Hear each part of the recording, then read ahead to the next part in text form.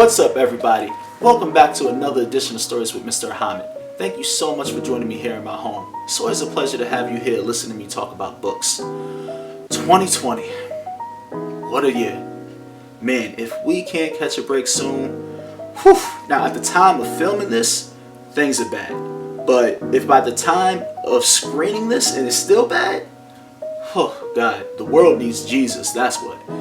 But the more I read the news, the more I look at these headlines and get into the articles, the more I study history, the more I study literature and how it's a commentary on history, the more I see that things have not changed. And that is sad. It is overwhelming. It is hurtful. It is traumatic. Jesus. And, for those who think that things have changed, I don't know, man. I have an overwhelming amount of evidence that proves that things have not, and that it's still bad out there. As I've been studying my books, looking at these new authors and reading the stories that they have to present, no story does this better by bringing the past to the present than The Black Kids by Christina Hammonds Reed. This book, man, this book. Now, I wasn't going to read this at first because I've been overloaded on trauma, but one, right on the cover, you can see that Nick Stone has said that this is required reading. And whatever she tells me to read, guess what? I'm going to read. So there was a lot of hype about this, and I decided to pick it up, and it's been awesome. What I love so much about this book is that it takes place in the 90s. And the 90s is one of my favorite eras. Not because of the politics, but because of the style of dress and because of the music and, the rise of video games and all that stuff. The 90s was dope. But, this main character, Ashley, who's living in LA during 1992. And if you know your history, you know your timeline, you know that 1992 was during the time of the Rodney King riots, right? And she is exploring race, learning to navigate it. What does it mean to be black in, a world that is mostly white? But she's also learning how to be a woman. So there's these two things happening. She's going through this journey of race, and she's going through this journey of womanhood. And while she's doing those two things, the Rodney King riots are happening in the background. And it makes for a very complex story, especially because her and her family are wealthy and she attends like a predominantly white, rich school. What I find the most interesting about this is that when we look at characters, black characters who are placed in all white schools, they're typically about characters code switching. Ashley doesn't code switch. She is who she is all the time. She grew up around white people and she identifies with much of their culture.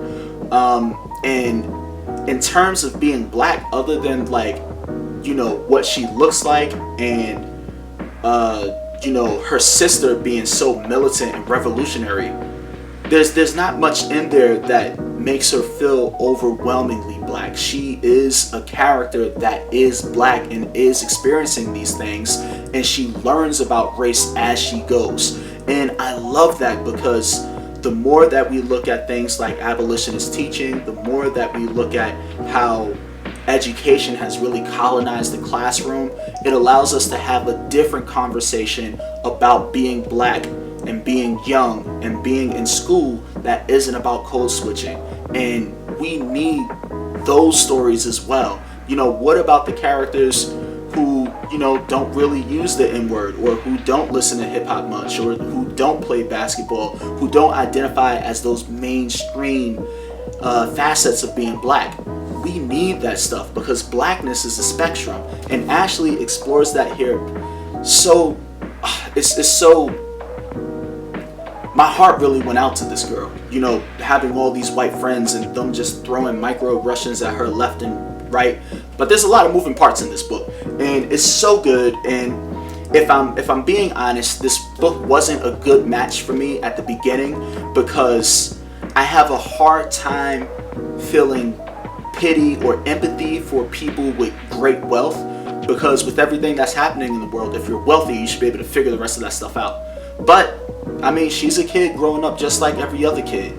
And she has to navigate that stuff, and being a teenager is hard, man. It's partly why I'm a teacher, because I remember how difficult it was for me being a teenager. And if I could help ease that for any other kid, then I feel like I've been successful in life.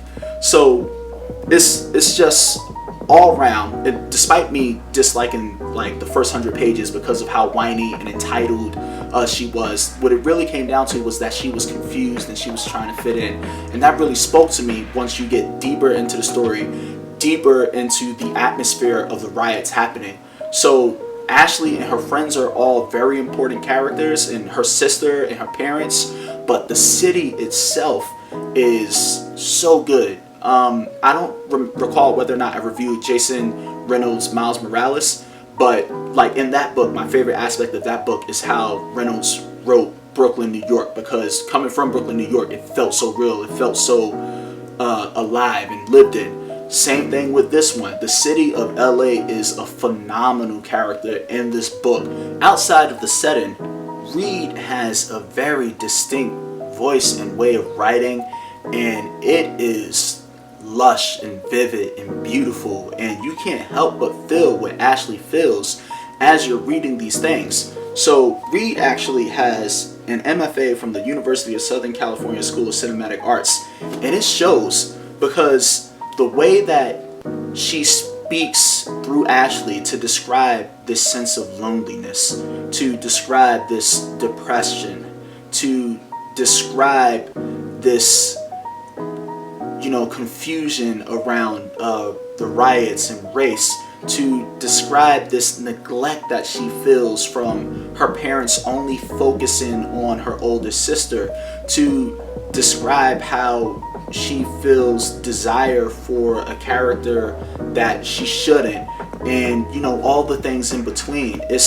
You can't help but understand what Ashley is going through and empathize with her and really want her to figure those things out by the end of the story. With that being said, if you wanted to teach this, which you probably should, if you want to take what's been happening in 2020 and you want to make an impact on your students and get in control of that conversation, this is the perfect book to do it. If you haven't ordered your books yet for the year, then think about this, because what you can do, one, is that if you're working with students who have read more classical texts, or if they're white, or just anyone who's been in AP literature, chances are they probably read Catcher in the Rye.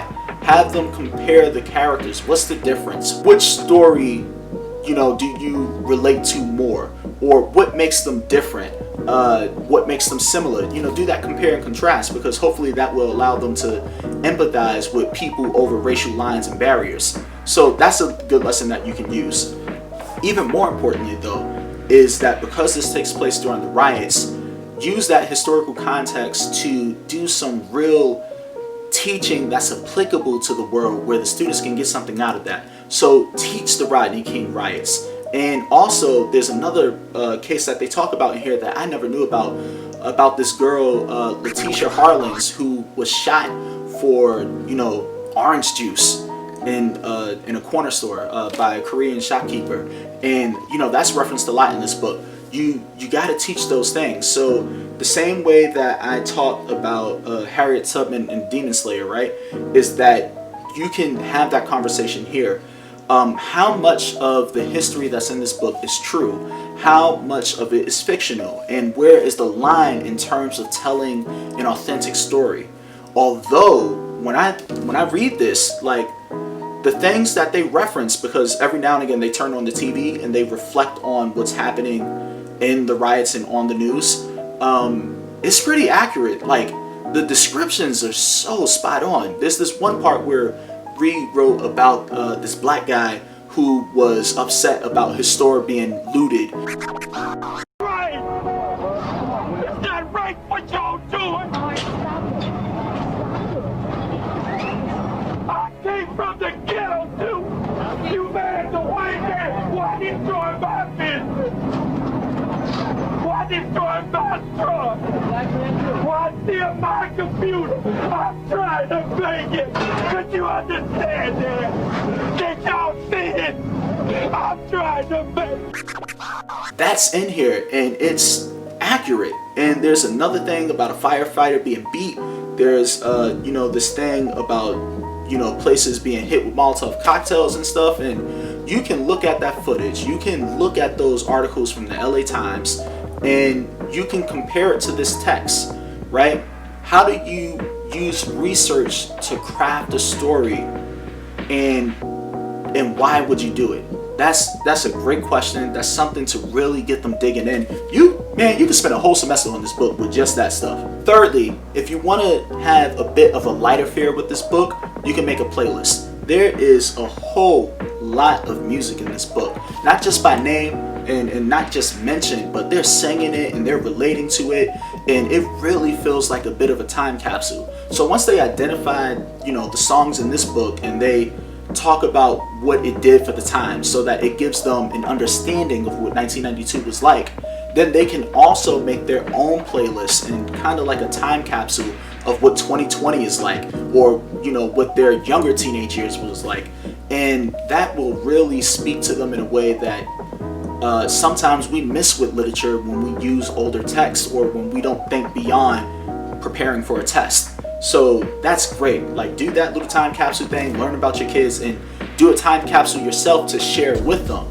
That could be fun. And lastly, before I just continue to gush about how well written this book is and how all the payoffs are worth it, what we gotta talk about when we bring up this idea that the world hasn't changed much, right, is that there's this whole section in the book that talks about Black Wall Street. It talks about what happened there and how it was a massacre.